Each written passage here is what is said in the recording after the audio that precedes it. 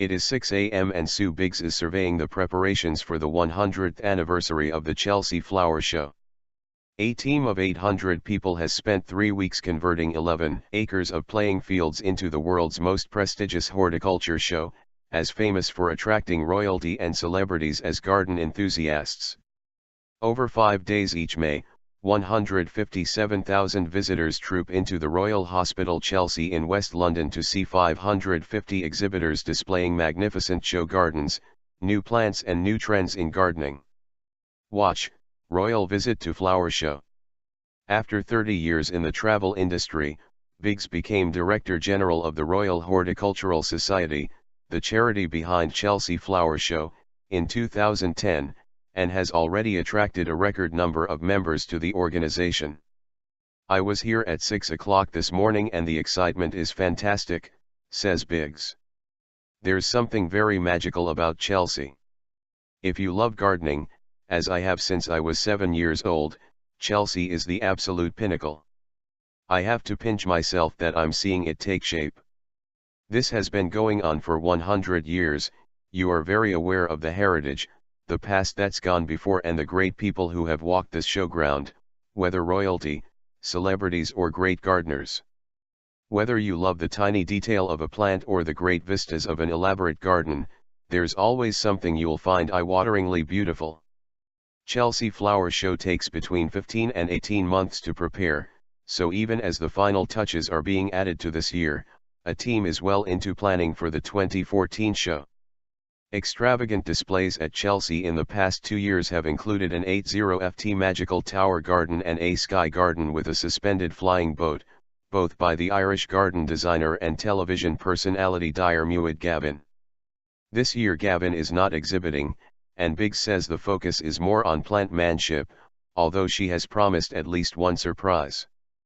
Biggs, 57, began gardening at the age of 7 when her mother gave her a packet of seeds and her own piece of garden for her birthday.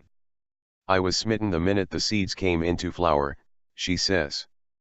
"It takes you into another world, an oasis, it's a great wind down for me."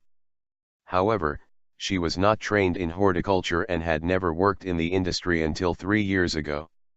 Instead, Biggs went into the travel industry where she worked for 25 years for the upmarket operator Kiwani, rising to become managing director. In 1999, when she joined the board of Kiwani, she became the youngest ever director, the first female director and the first non-Swiss director.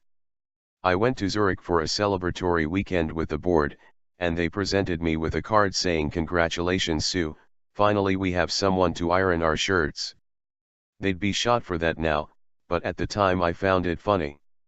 Biggs, a longtime member of the Royal Horticultural Society, became its Director General in 2010 after her husband spotted an advertisement in a Sunday newspaper and suggested a change of career. "I laughed at him at first, but he said, 'You love gardening, you'd love it,' she says. I decided to apply and by some miracle they chose me." Biggs has worked on ridding the 209-year-old society of its exclusive image, promoting its charity work and has pushed membership numbers over 400,000 for the first time. "It was never intentional, but it was seen as a gardening club for posh people.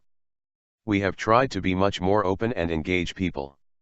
It's helped us to achieve a record number of members," she says.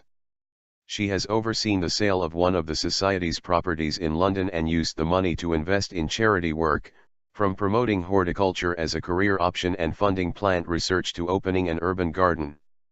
"It's one of my frustrations that people don't know the RHS is a charity," she says. "We need to make people aware of the scientific research, the work in schools, prisons and communities that we do. All of that work is funded by the success of shows like Chelsea."